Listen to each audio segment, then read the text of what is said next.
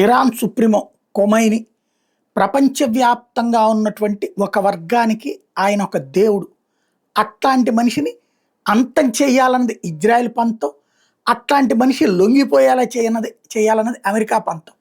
ఎందుకంటే అమెరికాని ఎదిరించినోడు, యూరప్ దేశాలను ఎదిరించినోడు, ఎవరిని లెక్క చేయనోడు, చివరికి ఇజ్రాయెల్ని వణికిస్తున్నోడు, లెబనాను, యెమెను, పాలస్తీనా, ఇరాకు, సిరియాల ద్వారా గతంలో ఏ 23 ముస్లిం దేశాలను గెలిచినటువంటి ఇజ్రాయెల్ని నిరంతరం నరకంలో పెట్టినోడు అన్నటువంటిది, భయపెట్టినోడు అన్నటువంటిది ఆ వర్గం, ఖొమైనీని నమ్మే వర్గం, అభిమానించేటటువంటి వర్గం రోజు రోజుకి అతని మీద అభిమానం పెంచేసుకుంటోంది.